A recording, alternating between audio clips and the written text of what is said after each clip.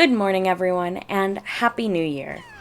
A new year, of course, means new games, so for this month's video, I decided to take a bit of a different approach than usual, and use this opportunity to talk about some upcoming titles that I'm personally looking forward to in 2026.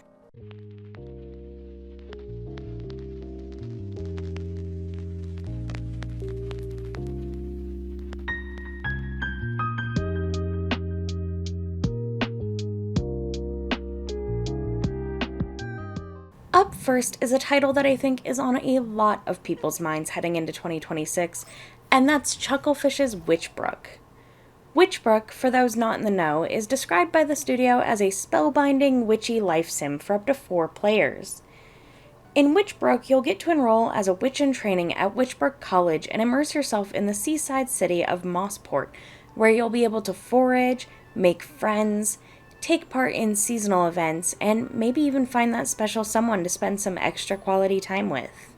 This game was originally slated for a winter 2025 release, but as Chucklefish is a self-described no-crunch studio, something that a lot of studios could honestly stand to take some notes on, the game has been pushed back to release later this year, and honestly, as someone who has been eager to play this game ever since it was teased back in 2016, I could not be more excited to finally be able to play this title when it comes to PC, Xbox, and the Nintendo Switch family of consoles later this year.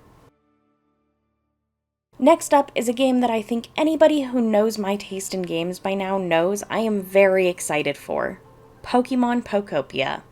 Developed by Koei Tecmo Games, Pokemon Pokopia is a life simulation game that feels very much like Animal Crossing New Horizons with a Pokemon skin slapped on it, and honestly, I'm not going to pretend I don't love that idea.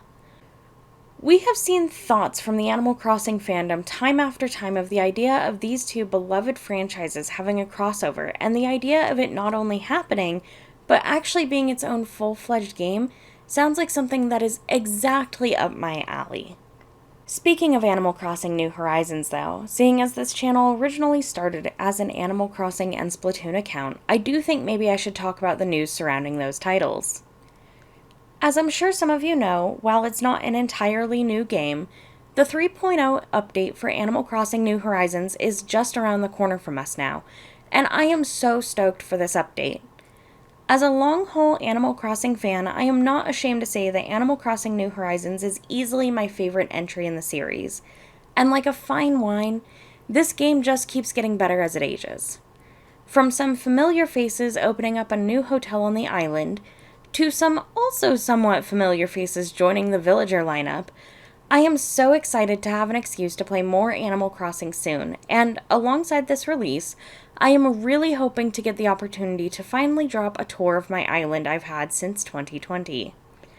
This island has seen many different layouts and themes, but I think some of the items and villagers coming in this update will be just what I need to finish tying the whole thing together and finally show you guys the progress made during my hiatus from YouTube. While I'm already here yapping about Nintendo social sim titles, I'll go ahead and get our last Nintendo exclusive out of the way and then move on to some games releasing for other platforms.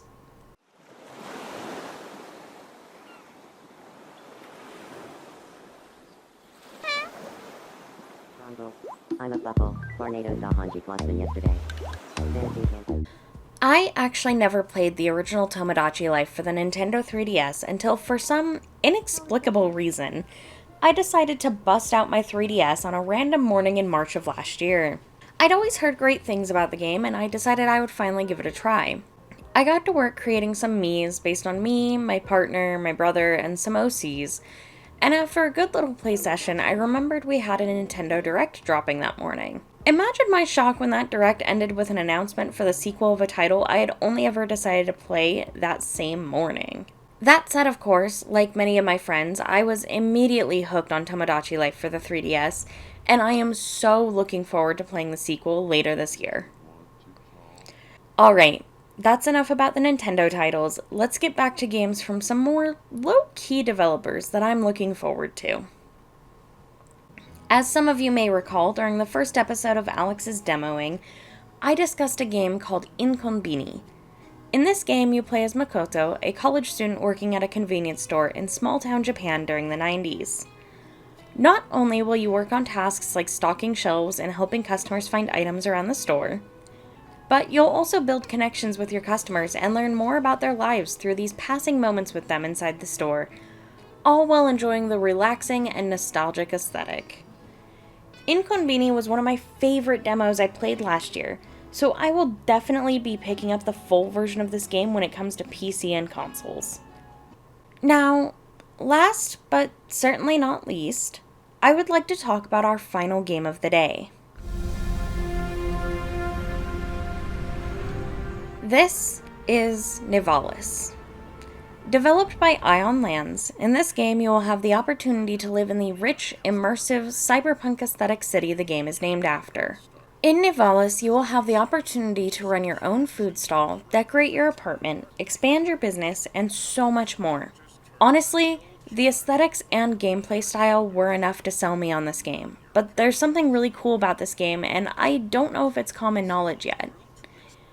This is not the first game from this developer set in the city of Nivalis.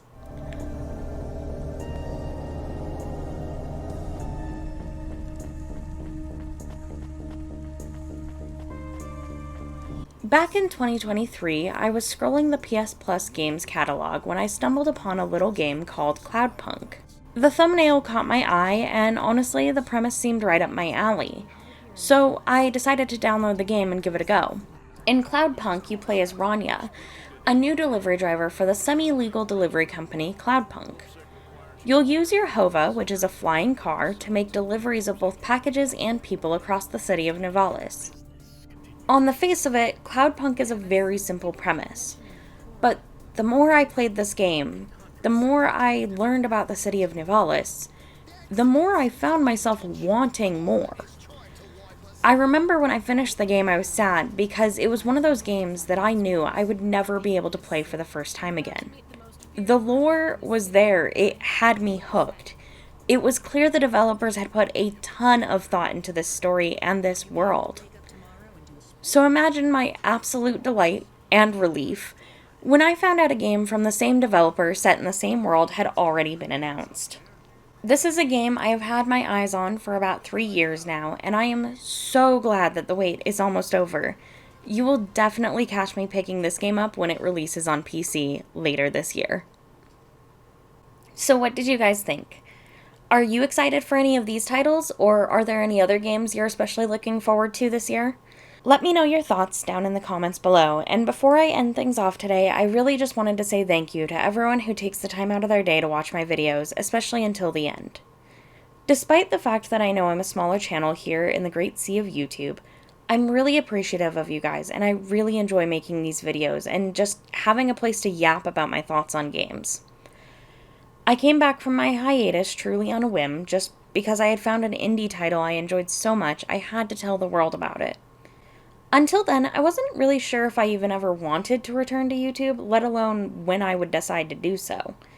But seeing you guys engage with and enjoy my content really makes me happy.